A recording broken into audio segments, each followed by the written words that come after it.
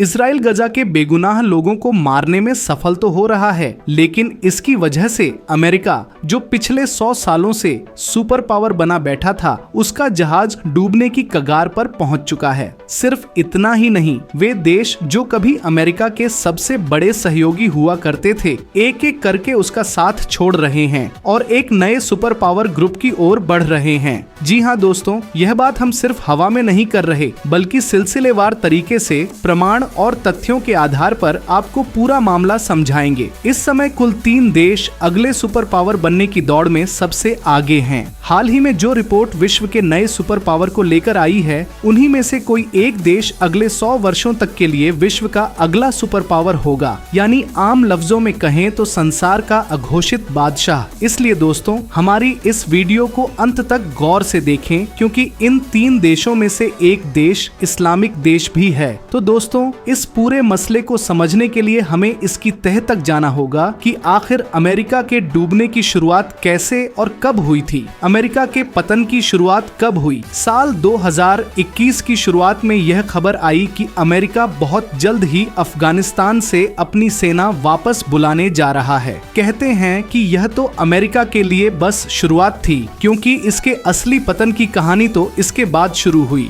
अगर हम middle east की बात करें तो जैसा कि हम सभी जानते हैं कि इतिहास में एक लंबे अरसे तक सऊदी अरब, यूएई, कुवैत, कतर, बहरीन, इन सभी अरब देशों को अमेरिका का पिट्ठू माना जाता था। यानी यह हमेशा अमेरिका के इशारों पर चलते थे। यहाँ तक कि अमेरिका की इजाजत के बिना इनकी हुकूमत में कोई भी फैसला नहीं लिया जाता था। हालांकि इन देशों ने पिछले कई वर्षों से ही अमेरिका के प्रभाव से बाहर निकलने की कोशिश शुरू कर दी थी, लेकिन इसका सबसे बड़ा असर तब दिखा जब अक्टूबर 2023 में इजराइल और हमास की जंग शुरू हुई।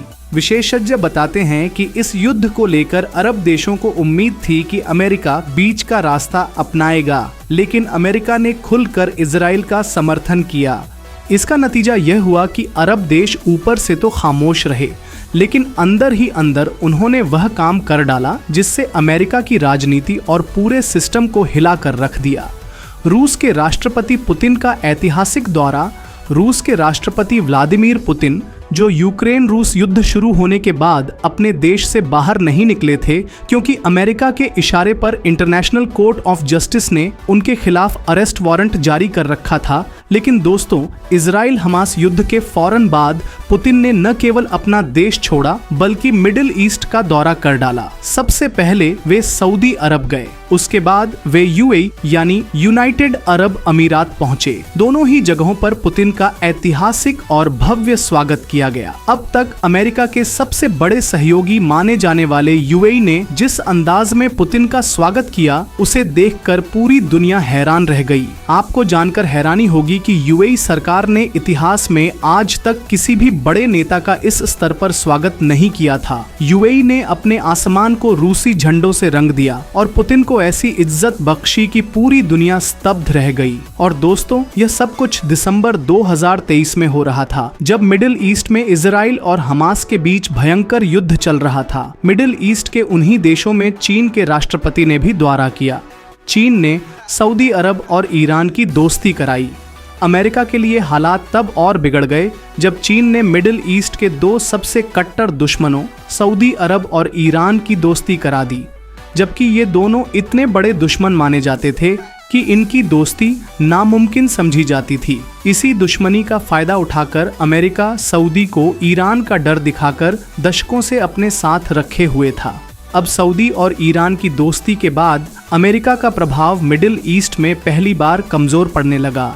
इराक ने अमेरिका को अपनी सेना हटाने का आदेश दिया। दूसरा बड़ा झटका अमेरिका को इराक में लगा, जहां उसकी सेना कई सालों से जमी हुई थी। लेकिन इजराइल फलस्तीन युद्ध में अमेरिका की दोहरी नीति के कारण इराक ने उसे साफ चेतावनी दे दी कि कुछ ही दिनों में हमारी जमीन से अपनी सेना हटा लो, वरना हम कड़ा एक्शन लेंगे। इराक ने कहा, अब हमें अमेरिकी सैनिकों की कोई जरूरत नहीं, हमारी सेना इतनी मजबूत है कि हम अपने देश की हिफाजत खुद कर सकते हैं।